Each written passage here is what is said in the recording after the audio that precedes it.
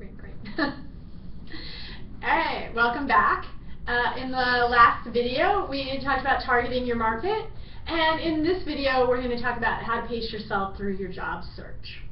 Don't try to do it all at once. That's right. Don't spend just one day, oh, I'm done. Let me sit back and get a job. No, it's not going to work that way.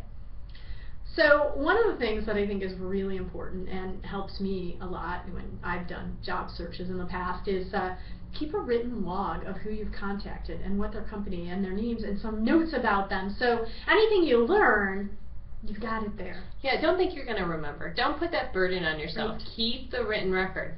And it's also a great thing to have is maybe you get a job and you go somewhere else and then you decide you want to go back into the job search.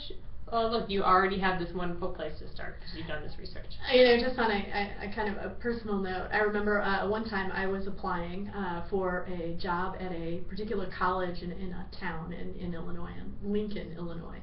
And there happened to be two colleges in the town. One was a private Christian college, and one was a public college. And I definitely had to have notes to make sure that I wasn't, you know, saying something, making it seem like I was applying to the wrong college. Oh, good point. So you definitely want to have those notes, particularly if you're applying to similar companies. All right. So you know what? I like that you mentioned that because it reminds me of during one of my own job searches. I didn't write down the guy's name. I mean, he gave me his name, but I didn't ask him to spell it. And then when I sent him a personal email, I spelled his name wrong. Right. And these are all, you know, and if we keep good notes, you know, think about how often you're on the phone with somebody and they give you your name, I mean, you think about it for 30 seconds, you hang up, and then you're like, what was his name? Yeah. And you forget. Having notes is key to keeping organized through the search and helping you in the long run. So your long-term plan is obviously to get the job, right? So write out that long-term plan. My plan is to get a position as a paralegal for a corporate law firm. Okay, that's my long-term plan. Now, let's take that and make it a SMART goal. Let's divide it into the short-term plans. What things do I need to do to get to that point where I'm actually employed? All right, so finish your education. You know, set up your networks. Do those things to get yourself set for that long-term plan. Because there's so many components involved in the job search. It's not just finding the job. I mean, like you said, what time are you devoting to your networking and keeping your network active? Where have you laid out time for you to do your resume and your cover letter? Right. And you know, that brings up the next point. Seek feedback. Oh, yes. You know, I'm an English professor. I write perfectly well, but I would still seek feedback from someone when I write my cover letter. What do you think? Does this make me sound like an arrogant jerk, or am I coming across well? Are my jokes off base, or you know? Am I answering the questions in the job search? Absolutely. You know, sometimes you look at so many job ads that they start to all get blurred together, and so it's great to have those fresh eyes on there. Right. But where have you scheduled time to do that? Ah, good point. Also, feedback is a great service from career services. Oh, fantastic. You know, you've got your resume and you've got your cover letter set. Make an appointment, sit down with them and get their professional input on those documents. I think one of the reasons the job search thing is tough is because we don't have any control about it. It doesn't matter how smart you are, how much experience you've had, you know. That's right. Some parts we do have control. Yeah. And then there's a whole bunch that we don't.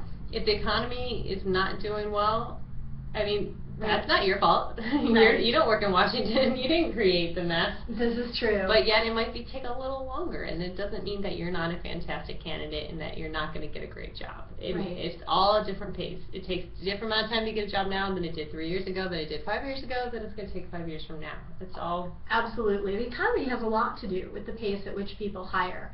You have no control over the particular system, the human resources system at a company, or non-responsive employers. There's nothing worse than sending off a resume and you never get anything, and you wonder, did they even receive it? Yeah.